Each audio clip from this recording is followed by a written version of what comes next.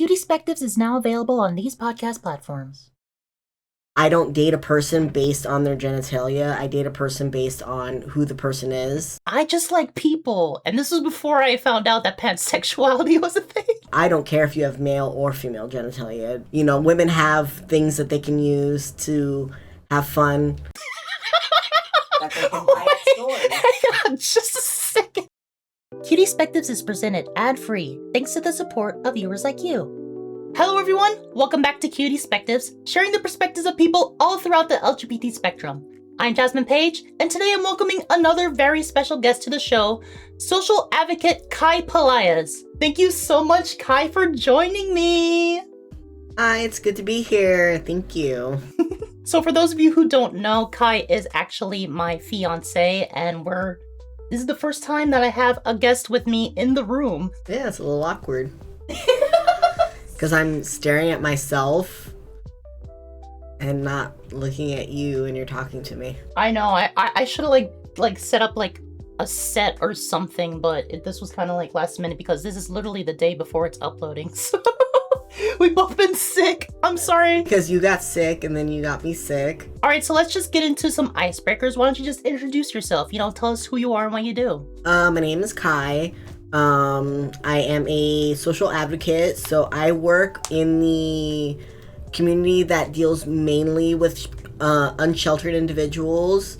I've worked with unsheltered individuals for about 7 years.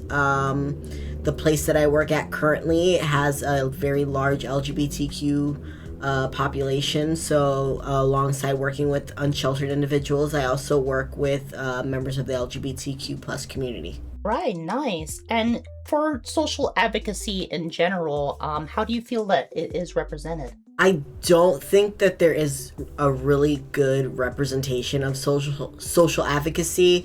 I think a lot of it is the federal government doesn't recognize it as much, so it's not as widely funded as it should be, which in turn means that programs get shut down a lot and job positions get eliminated quite often. So it's a very harsh field to work in if you want stability. Right, I remember talking to Skylar Swift Cardon last year on Cutiespectives, and they did mention that the Transgender Health and Wellness Center was their assets were depleting a little bit because federal funding was getting cut. Yeah, that's happening a lot in the field. I recently lost my position that I was working at, the job that I was working at, due to budget cuts. So now I'm still working in the same job, just a different field in the job. Right. So is this like a common aspect with social advocacy? Like, it's not just within like LGBT funded programs. It's all programs, correct? Yeah, it's not just LGBTQ programs that are being cut. It's largely any kind of programs that help underserved populations. So whether that's people who are working with people in who have Medicaid, Medi-Cal, Medicare, people on food stamps, people who are looking for low-cost housing, low-cost services.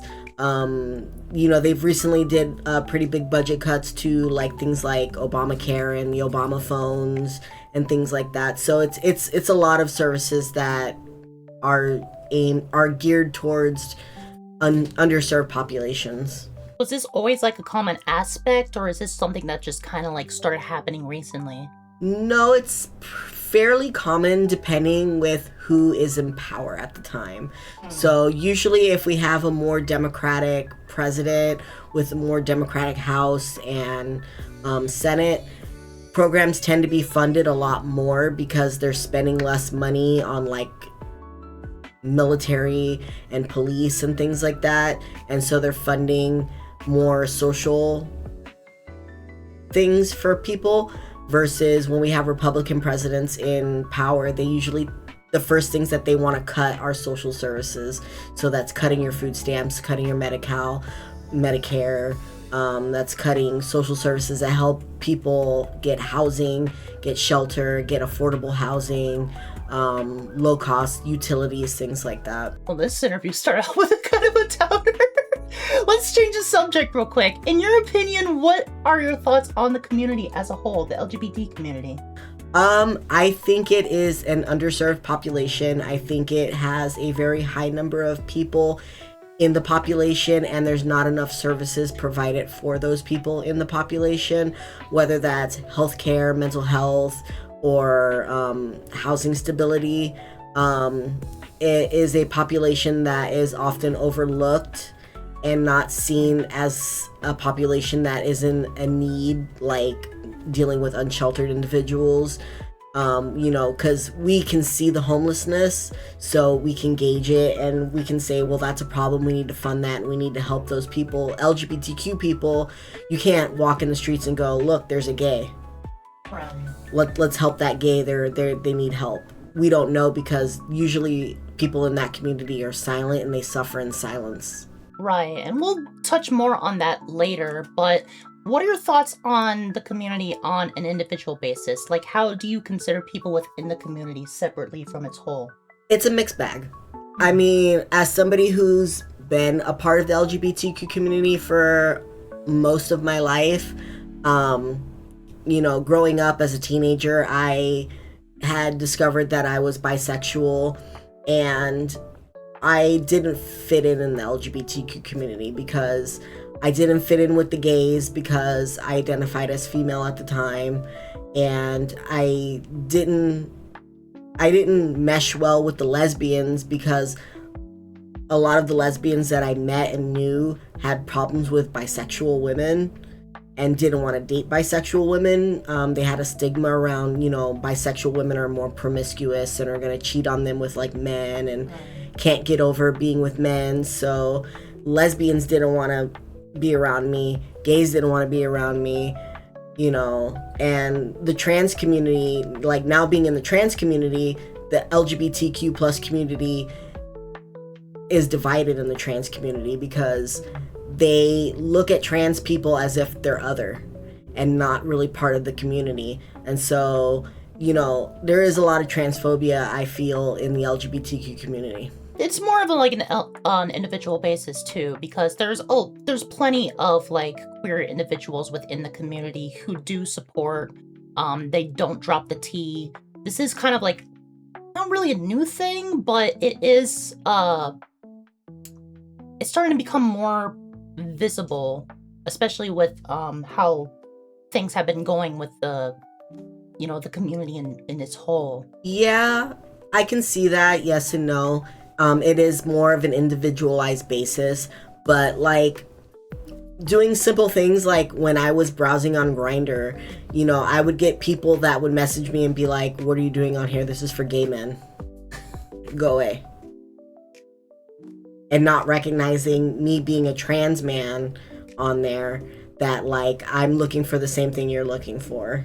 I mean, a lot of people on there, they're just there for hookups. That's not really a good like demographic to like really showcase like a generalized like thought.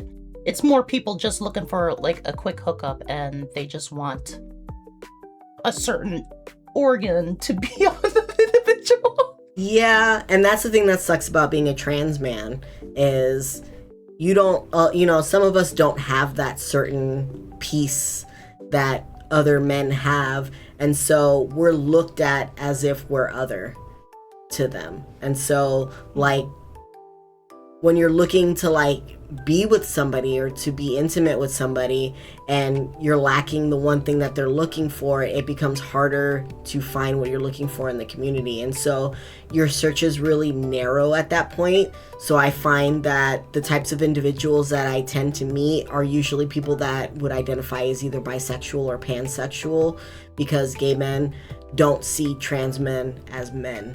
Right. Well, let's go on with some of the questions. A topic that I absolutely wanted to discuss with you, as it is a subsection of the community that is often overlooked and oppressed, and that is LGBT youth. You mentioned this a little bit with your experience as a teenager, but as someone who works extensively with this demographic, could you tell us a little bit of some of the sort of services that you provide for the LGBT youth? So a lot of the services we provide for youth is, a very large number of our unsheltered populations is LGBTQ youth. And that tends to be because a lot of LGBTQ youth, when they come out of the closet and let their families know, hey, I'm trans, or hey, I'm gay, they tend to get disowned by family. And so a lot of them don't have family, they don't have anywhere to go. And so we have programs that help the youth either like find more stable housing, put them in transitional living. We can help them get like vital documents. A lot of times the problem that I run into with my youth, especially LGBTQ youth, is they don't have their vital documents because their parents hold that stuff hostage and keep that stuff and don't want to give it to their kids. And so how are their kids going to get jobs, get driver's licenses, get apartments without having an ID, a social security card, or a birth certificate? So one of the main things we try to provide for our youth is being able to take them to these places to get those documents so that they can survive and thrive in the adult world by getting jobs or getting a place or things like that. Speaking of some of these struggles, as you mentioned earlier, you yourself came out as queer early in your life. Would you mind going over briefly your experience coming out to your mother and what followed?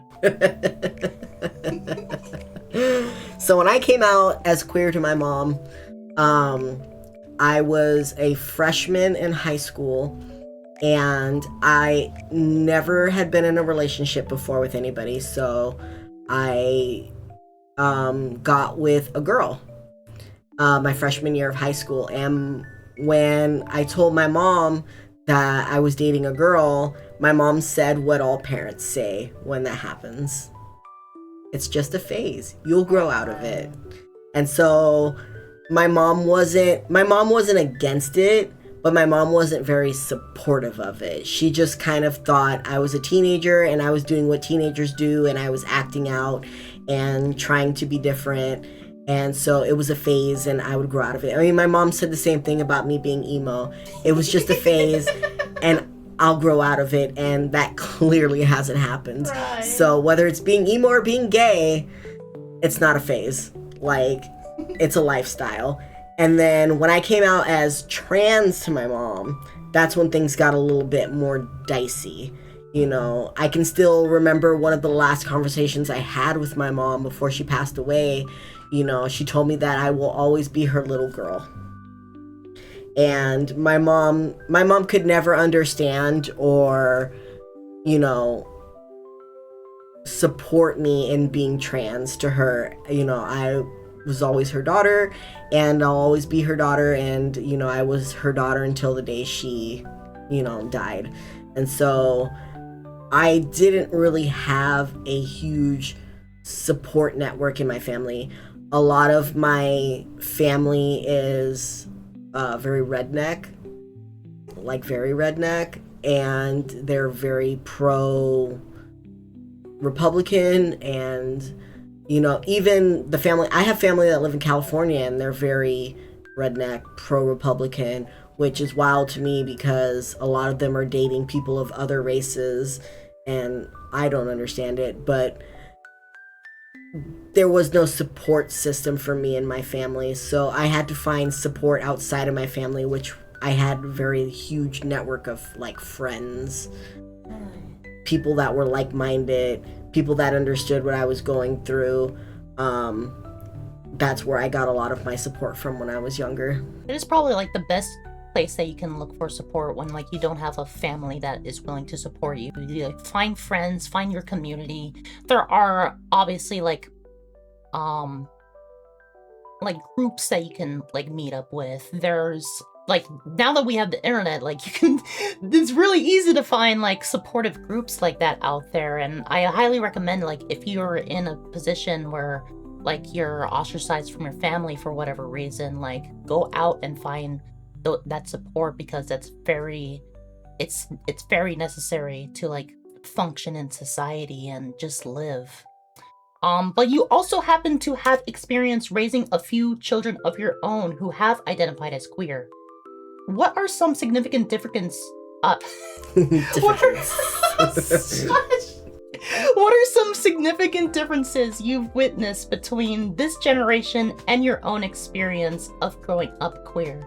I think for like, my mom was a boomer, and no, she was a boomer. She was born in the 40s. Right. She was a boomer, and my mom had that boomer mentality, you know, that change is a negative thing. And so my mom kind of raised me to think that way. And when I kind of went against everything that she taught me, you know, I think she kind of resented me for it. You know, I dated a lot outside of my race, like a lot outside of my race. And, you know, my mom, she wasn't against it, but she wasn't very supportive of it. And, you know, always kind of encouraged me to be with white cis males. Like, that's what she wanted for me, believing that that was the best thing to do. And I think a lot of people in that generation are raised, because, you know, the boomers grew up during segregation and, you know, all that stuff. And so they aren't used to what I grew up in, which I grew up in an age of like celebrating differences and things like that. So it's a very different outlook that I've had in my life versus what my mom had in her life. You know, she was raised by a cis heteronormative white family. I was raised like that by my mom, but I didn't spend a lot of time with my family, so I had friends, and I lived in a very multicultural city where there was lots of Black people, lots of Hispanic people, lots of Native American people. There were such a wide variety of people, and when I went to school, I was introduced to this large, vast array of people that when I made friends, you know, I had all kinds of friends from like every nationality, every race. And so I was kind of raised with that. You know, my mom, white school, you know, she grew up during the time of segregation where, you know, it was very rare to see a Black person in your school. So I think a lot of what I went through and what my mom went through are complete polar opposites, and that's why I came out completely different than, you know, the way my mom was raised. It is that sort of nature versus nurture argument where a lot of the nurturing that people grow up with tend to not really warp, but like really set in stone what people think. And a lot of people during that time, they were separated. But nowadays, like, a lot of people are, like, a lot more collective. We know a lot more about other people's culture. And I think it's a much more beautiful thing because, like, we're all human and, like, there shouldn't be the separation between races or sexes like there was back during the boomer age. Well, I love the fact that, like, my kids are Hispanic. You know, they have a whole culture that they get to experience and be proud of and express that I don't get to do that. You can't walk around being proud to be a white person and be shouting out white power because you're gonna get strung up. So I love that for my kids, that they're able to like express that part of their heritage and get, like, you know, my kids are part Colombian, and so they get to enjoy great things that come out of Colombia, like the food, the culture, the people, the music. And so they have this whole cultural difference that I had when I was growing up. Right. Even though I did grow up in the ghetto, like, and I grew up around a lot of black people, and so I didn't get the white experience like some people did. When I went to school, I listened to like Trick Daddy and rap and all that stuff. And then when I got older, I got really big into like reggaeton and like Latin music because of the area that I was living in. I was exposed to that. But a lot of people, they isolate themselves and they don't expose themselves to that. But I was exposed to that thanks to school. Right. I definitely like recommend like exposing yourself to new things. Like I'm always down to try new things, and it's always enlightening, and like it expands your mind, so to speak. It makes you woke. Look out. I mean, if my mom was still around, I'm sure she'd be having a conniption fit right now at how woke I am. She's this video in the afterlife. She'd be rolling in her grave. Which is weird though, because my mom was a Democrat. She voted for Hillary, she voted for Clinton, she voted for Al Gore. She understood the social aspect of voting Democrat, but the diversity aspect of voting Democrat, I don't think she really understood, because I'm not sure if she voted for Obama or not. So, speaking of your, like, mother and everything, what sort of advice would you give to parents, and maybe even particular your mother, of queer children who aren't familiar with their identity, lifestyle, or community? Talk to them. I have a daughter who is queer identifying, and, she's changed her sexual identity a couple times. So I have to like keep up, but it's all about talking to them and getting to know them better and understanding them, and not brushing it off that it's just a phase that they're going to get out of when they become an adult. It's not. It's, you discover who you are as a child, and you discover your likes as a child. And from there, when you get older, you get exposed more to those things that you like, or you feel better represent you, and you try to embrace it. And being a parent, you need to help your kids embrace those things and embrace who they are, and help your kids find their true self, because that's how your kids are going to thrive and be better people in the world.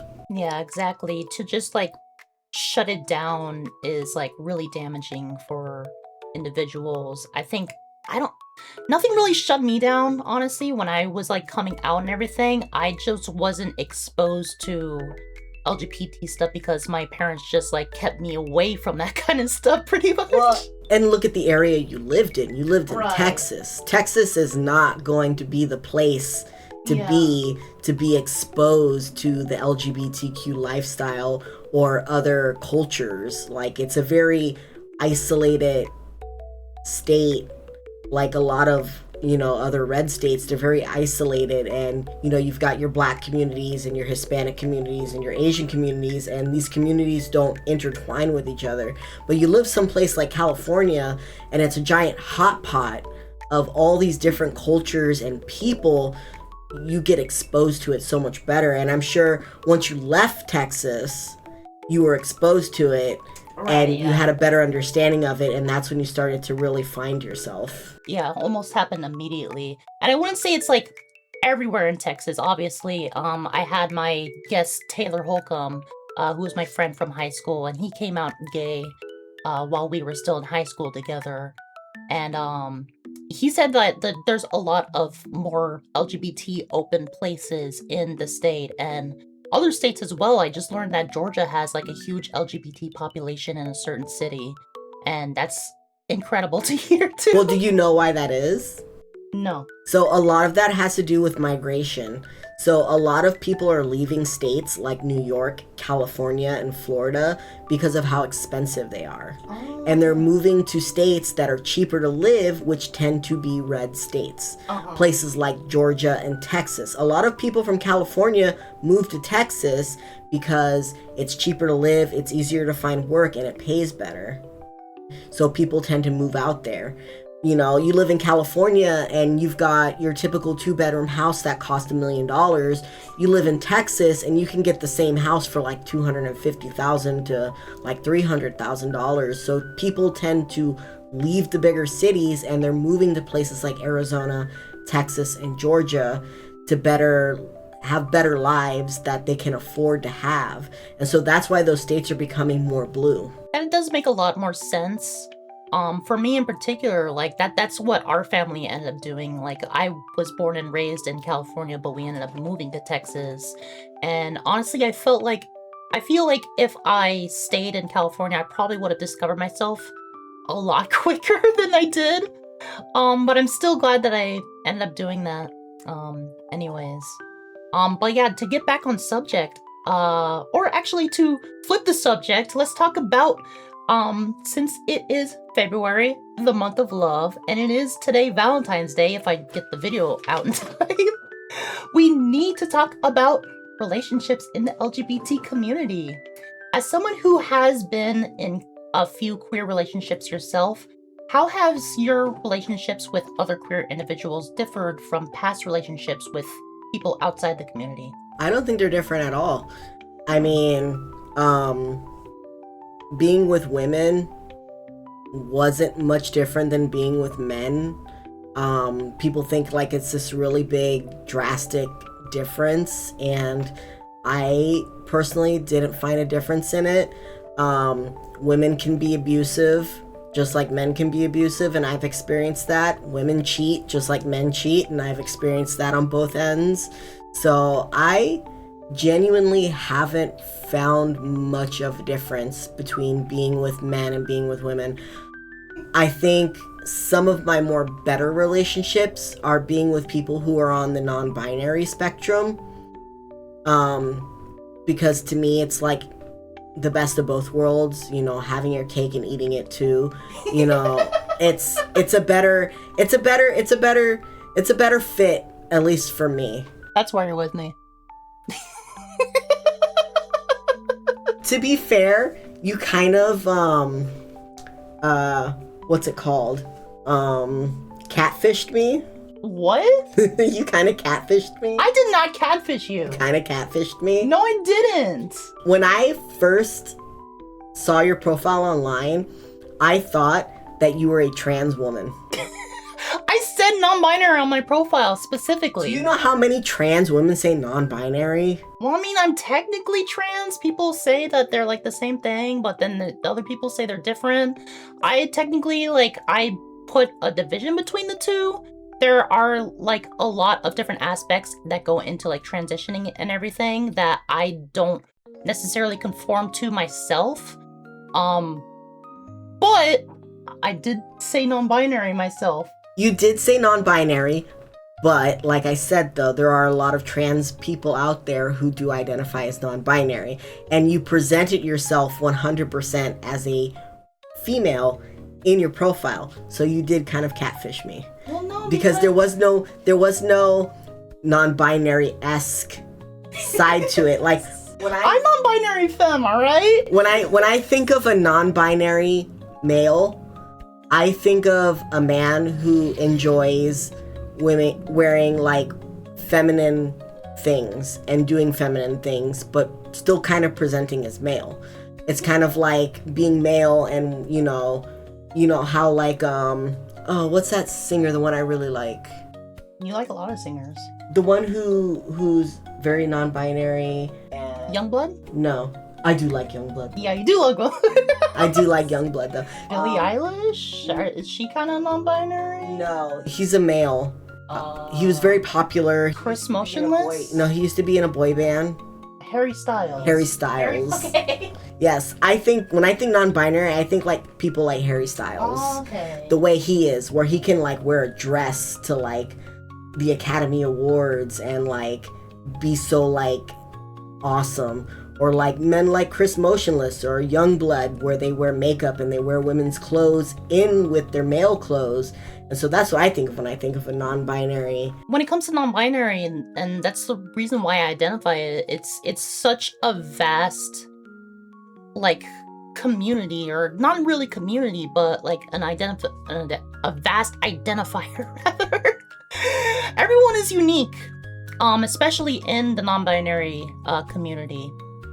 We are all very much different, and like there are wildly different like styles and aesthetics, and there's non-binary masculine people, there's non-binary feminine people, and then there's just straight up non-binary people, and there's people who like to dress like wizards. So, you might think I'm joking like that, but like I have seen non-binary people who like to present like they're like these wizards, and like I think that's just like the coolest thing ever. It's like at my job, I have a lot of kids who are non-binary that would come to the drop-in center, and a lot of them didn't identify as non-binary. Like one of my kids identified as trans male, but he wore makeup and would come to the drop-in center dressed as a girl. But they identified as a trans male. They didn't identify as non-binary. Right. And for some people like that, there's steps when it comes to that kind of stuff. Because like even with me coming out as non-binary, like I presented like masculine a lot of the time. On like social or when I go out, I do like to like dress up and everything, and this is my natural hair now, so it's kind of harder to present kind of masculine in that aspect. But like I never catfished you, alright? You just had a different stigma about me, alright? No, I thought you were a trans woman. And then when I met you on our third date to go to the grocery store, We were a couple of gays. You were like dressed like a dude. I was like, oh, okay. Yeah. I wasn't expecting that. Yeah, not a lot of people get to experience that, so you should feel lucky. I wasn't expecting that, so it kind of came out of left field, and I was kind of like, oh, cool. Alright, well, let's get back on subject. Regarding relationships within the community, it's much more unique than cis or hetero relationships. It's much more diverse and broad, as individuals sometimes have specific preferences romantically and sexually. You yourself like kind of mentioned that with your experience on Grindr, people have their own kind of preferences when it comes to it. It's not just, is this person male? Is this person female? There is such a diverse array of different individuals, especially when it comes to like pansexual identifications and different sexual orientations. Would you say that you're still exploring your particular preferences? Yeah, for the most part. I primarily dated either cis women or cis men. A lot of my like time that I was in relationships with people, and it wasn't until maybe like 3 years ago that I started to branch out and look at other genders of people to date, you know, when it started becoming more prominent and more known that these other genders existed. And so that's when I started to kind of explore, and that was when I realized that I wasn't bisexual. I was actually pansexual, because I don't date a person based on their genitalia. I date a person based on who the person is. And so, and I realized that, you know, like not even barely 3 years ago. Yeah, I never liked the term bi when it like identified as myself. I always said that I was kind of bi, because being bi kind of excludes a lot of the other genders that were becoming known at the time, and I was just like, I just like people. And this was before I found out that pansexuality was a thing. Yeah, but you know, bisexual could mean like, there's even like categories off of bisexual, Right. Like people who prefer primarily masculine identifying people that prefer predominantly feminine presenting people. There are people who are bisexual, that like our roommate who likes trans women, likes trans men, but kind of has an issue with female genitalia. Mm-hmm. And so, you know, they're still bisexual in that that's their preference. But as for me, I don't care if you have male or female genitalia. It doesn't bother me either way. Like, you know, women have things that they can use to have fun. That they can buy at stores. Hang on, just a second. Let's not go too much into detail on that kind of stuff.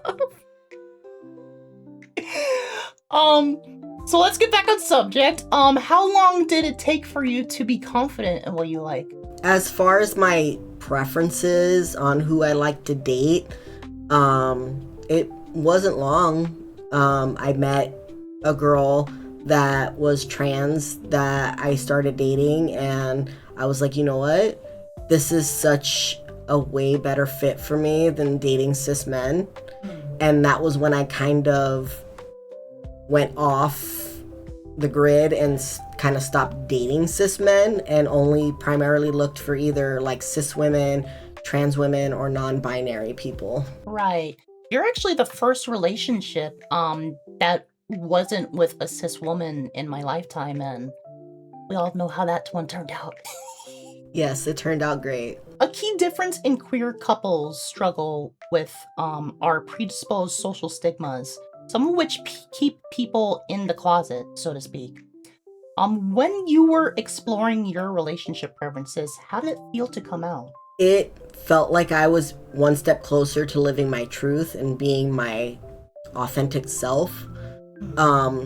It was understanding that love can come in any form, and, you know, relationships can come in any form, and being happy can come from anybody that you have a positive connection with.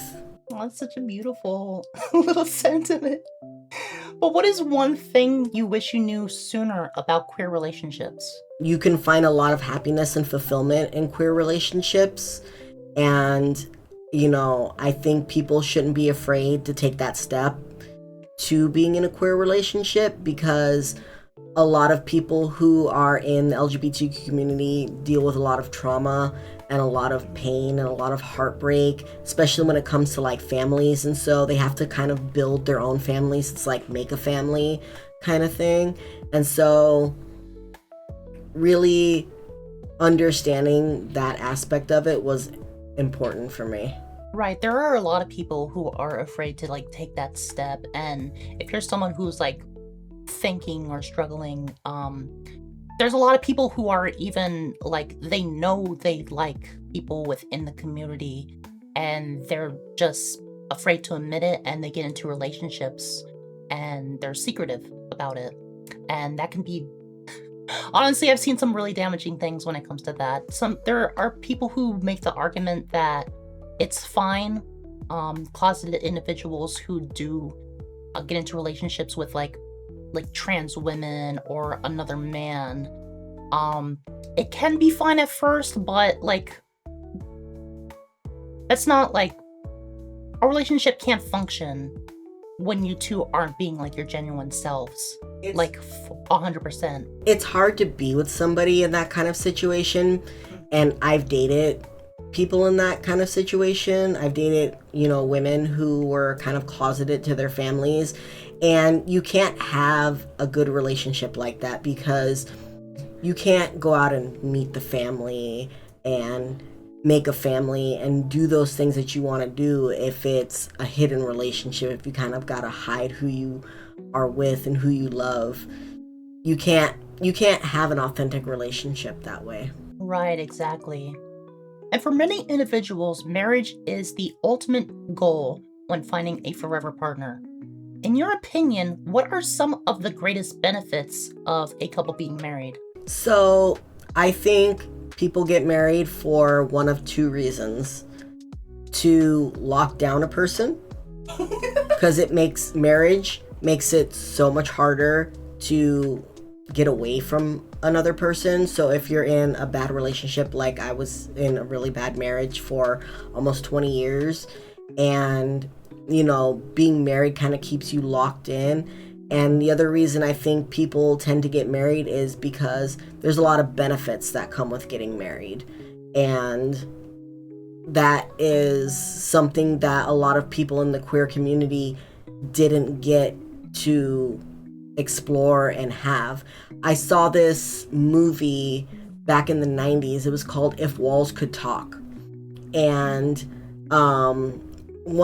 it's like a anthology movie. And one of the stories in the movie was a lesbian couple in the 70s who were together, and, they had been together for decades, and one of the partners got sick and had to go to the hospital. And because they weren't married, the partner couldn't visit them in the hospital, couldn't stay with them in the hospital, couldn't make medical decisions for them in the hospital. It was left up to the family, who resented that person for being queer. And so they kind of iced out the partner and treated the partner like they were nobody, even though they had spent like 40 plus years of their life with this person. This person didn't get to, the person ended up dying and passing away. And, the partner was excluded from things like, the celebration of life and, the burial, and the family kept it hidden and wouldn't let the person even get closure in the afterlife with their partner. Jesus. So one of the big benefits of getting married nowadays is to avoid that and, have that person that you're with be able to make medical decisions for you, or funeral decisions for you, or being able just to be with that person in the hospital if need be. The tragic queer narrative in Hollywood that Hollywood depicted a lot. Now, luckily, there is a lot more openness to LGBT people getting married and everything. But there are certain pushbacks, especially in certain states and areas and certain branches of governments. Is there any defining reason same-sex couples shouldn't get married? I think same-sex couples deserve to get married just as much as heterosexual couples. Yeah. I think it is a celebration of love that you are experiencing with somebody, and you are kind of solidifying that love. You're taking that extra step to solidify that this is the person that I want to grow old with, and this is the person that I want to be with. And it shouldn't be something that's only reserved for you if you are heterosexual. It should be something for everybody to be able to experience. Yeah. Marriage should be a choice and a right for everyone. It's not something that should be gatekept for just heteronormative relationships and everything. Marriage is a right, not a privilege. Let's move on to another subject that I really wanted to talk about with you. You did mention a little bit of this earlier, but I do want to just make a quick disclaimer or trigger warning for anyone who is listening or watching this. If you are experiencing any kind of homelessness or know someone who it is, there are resources in your area. I believe the national hotline for homelessness is 211. That's only for the state of California. Each state, for California. Yeah, each state has their own number, so you can Google your state, and it will give you the hotline number for your state to call to be able to help you get resources for homelessness. All right, thank you very much for enlightening me on that, because I didn't know. Yeah, please make the call if you or someone is in that situation, because oh my god, we just had kind of almost a week where we were kind of homeless, and it's not a way to live. Yeah, it sucked. To put it lightly, yeah. Homelessness is unfortunately a common problem within the LGBT community. This is often due to unsupportive parents of queer youth, as you mentioned earlier, and employer discrimination.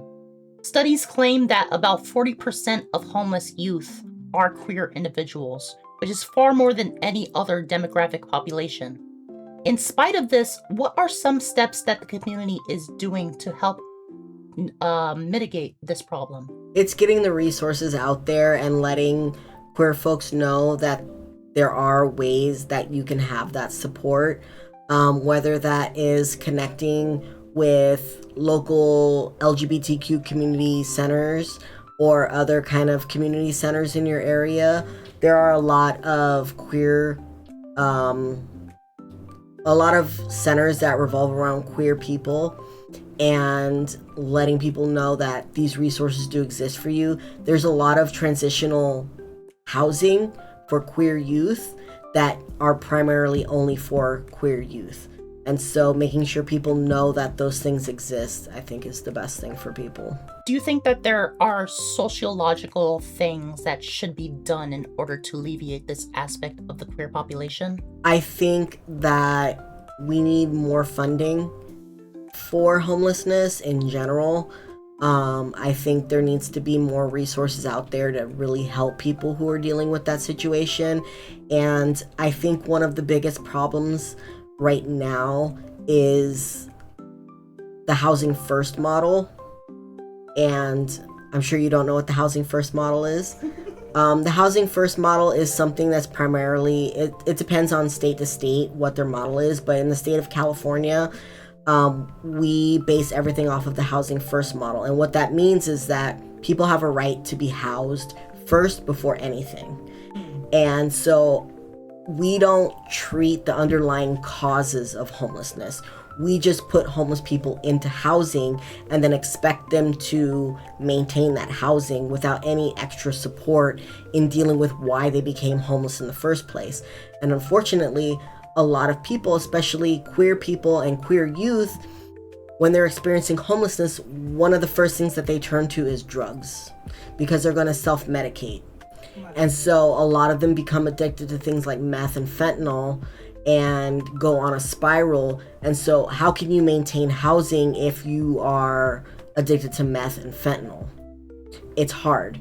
Or if you're dealing with severe mental illness, which a lot of queer individuals and a lot of queer youth deal with mental health issues. And so the housing first model completely ignores the mental health aspect of it and the addiction aspect of it, and we just put you into housing and expect you to thrive.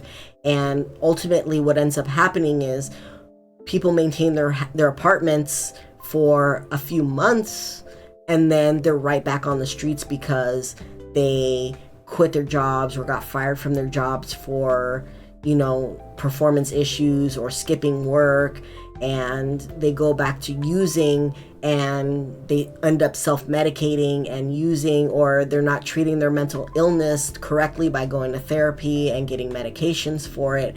And so they spiral and then they end up right back where they started. There are a lot of times in the jobs that I've worked at where I worked with this elderly man, and he got Section 8, and we got him into an apartment, and literally within a month of him being in that apartment, he was already back on the streets because he had such severe mental health issues and drug addiction issues that he couldn't sustain himself in the apartment. And so within a month, he was back out on the streets.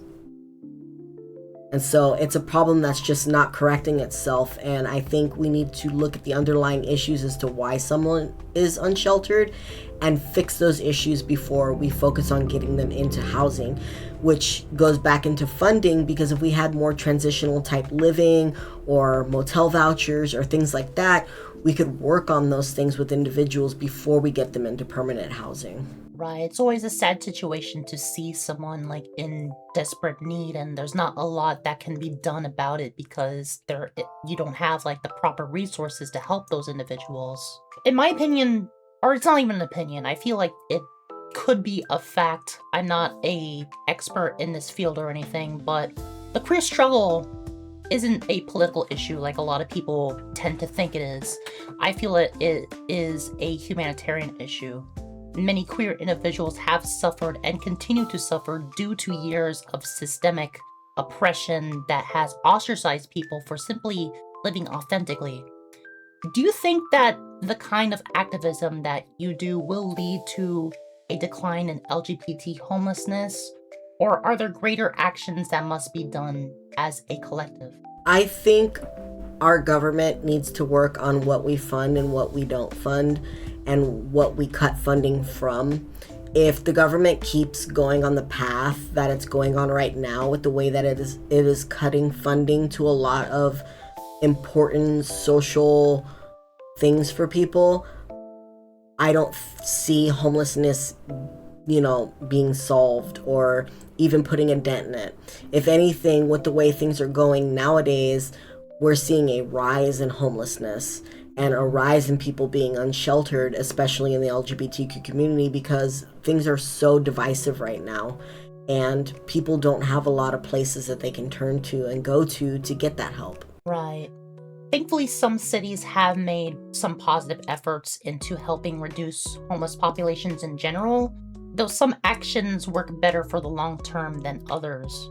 From your perspective, what more could cities do to help humanely reduce homeless populations? So there is a city in the state of, I think it's Oregon, and the way they combat homelessness. So homelessness is a big problem in Oregon, and there's a lot of drug use in Oregon. And so what they did was they developed these apartments for homeless individuals, and what they do is it's basically free for the homeless individuals to go into these apartments, and then they have social workers that work out of the apartments to help clients get vital documents, help clients get work, help clients make resumes, help clients with like mock interviews and things like that. But what makes this place different is on the lower levels, they have nurses on staff, and they give clients clean needles for their drug use, or they'll hold their drugs for them, or know that they're using and have them use in a safe, clean spot. It's something we in the community call harm reduction. And what that is basically, we know you're gonna do it, so we're gonna help you do it in a way that keeps you safe and the community safe. Right. Do they have like efforts that they put into action to help mitigate drug usage for those individuals? They have social workers that'll work with them, so when they're ready to quit, they can help them quit and get on, like if you're addicted to things like opioids and things like that. So they have this medication out there called Suboxone, which is a synthetic opioid that they give you that's safer than regular opioids, and it's supposed to help mitigate you in using opioids, so you slowly wean off the opioids without going cold turkey off the opioids, so that you can get off drugs. And so there are medications out there. They have medications like that for alcohol as well, to help get you off alcohol so that you're not drinking as much, and it'll help wean you off of the alcohol without getting all of the horrible withdrawal symptoms from getting off alcohol, because getting off things like opioids, alcohol, methamphetamine, those kind of drugs is really dangerous. You could die from getting off those drugs. And so these medications are to help alleviate that side effect and make it easier for people to get off drugs. It's kind of like if you're a smoker and you buy Nicorette gum or you get the patches, it still gives you that nicotine hit without the negative side effects of the nicotine, which smoking cigarettes has like formaldehyde and all kinds of like negative things in it that could give you a lot of problems. There are ways to wean you off of that. And I think making those things really known to people and making those things easier for people to get would be good. Something like, I don't know if you ever heard of Narcan, but I carry around Narcan and I'm Narcan trained. And what Narcan is if you come across somebody who is overdosing on an opioid, it's 2 quick little puffs in the nose, and then they'll recover from overdosing enough for like paramedics to be able to stabilize them. And so you used to not be able to get Narcan easily. Like Narcan was something you could only get with a prescription, and it was really hard to get. Now you can go inside of any community health center like St. John's or neighborhood healthcare, and you can ask for Narcan and they'll give you Narcan for free. And so it's become a lot easier to get. And I think making drugs like Suboxone and things like that easier for people to get would be a good stepping stone in helping people get over their addictions. That's fantastic to hear. So these steps that that city in Oregon is doing, is there proven is it proven that it's effective? They've done a couple studies on what they've done in Oregon, and they've found that there's not as much homelessness on the streets And so there's no tent cities in certain areas where they have this implemented, and there's no needles on the ground, and there's no people keeled over doing the fentanyl pose, and like it's cleaned up the streets a lot, and it's actually helped people work on their issues because they have a safe space to be. When you have a safe space to be, it helps you to kick the habit a lot easier, because a lot of times somebody's going to do meth on the streets because they don't want to go to sleep, because if you go to sleep on the streets, that's when you get robbed or murdered or whatever happens to you on the streets. And so people tend to do those drugs to keep themselves awake, to not get hurt while they're on the streets. But if they have a safe space to lay their head at night, it kind of gives them an incentive. Well, look, you don't need to take the meth to stay awake so that you don't get robbed, because you have a safe space to stay. For certain like LGBT individuals, I feel like with a huge population like that, with homeless youth being, the number was about 40% of queer individuals or homeless youth are identified as queer. I feel like it starts at the home. I feel like it definitely starts at the home. Like, you yourself experienced homelessness because your mom didn't accept you as you were, correct? I experienced homelessness because me and my mom had a falling out, and it was because I was in a heterosexual relationship at the time, but it was with a Hispanic man. Oh, okay. And my mom kind of wasn't okay with that, and she didn't like that I was with this person, which they ended up not being a good person anyways, but that's besides the point.